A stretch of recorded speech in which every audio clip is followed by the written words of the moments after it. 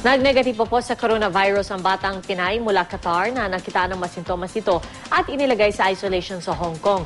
Gayunman, nananatili mahigpit ang thermal scanning sa Ninoy Aquino International Airport, lalong na po ngayong dagsa ang mga pasahero. Balita natin ni Marizo Mali.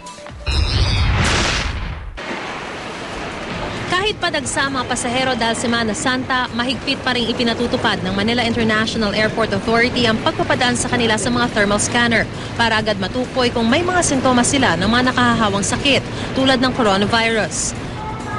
Nitong nakaraang Biyernes, isang 4 na taong gulang na Pilipina mula Qatar ang inilagay sa isolation pagdating sa Hong Kong matapos magpamalas ng mga sintomas tulad ng sa coronavirus, gaya ng lagnat at pananakit ng ulo. Dinala ang bata sa isang klinik at kalaunan sa Queen Mary Hospital. Batay sa mga isinagawang pagsusuri, negatibo naman sa coronavirus ang bata. Sa halip taglay daw niya ang di gaano peligrosong adenovirus, isang uri ng respiratory infection na madalas nakukuha ng mga bata.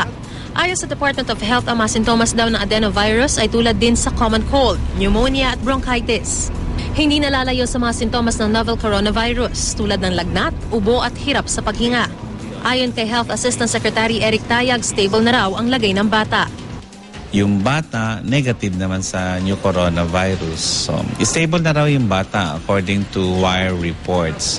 But we're still waiting for the official confirmation from WHO. Everybody's looking for it. Kasama dito sa Pilipinas, we're trying to look for it, except that wala pa tayong nare-report na positive. Kaya dito sa NAIA, puspusan ang monitoring ng mga pasahero.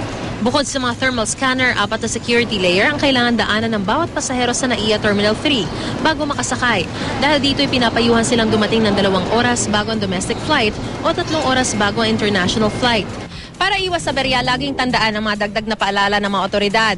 Bawal sa mga hand carry ang mga liquid, gel at pointed objects. Hanggat maaari ay travel light at wag na wag ding magbibitiw ng mga bomb chokes dito man sa terminal o sa loob ng eroplano.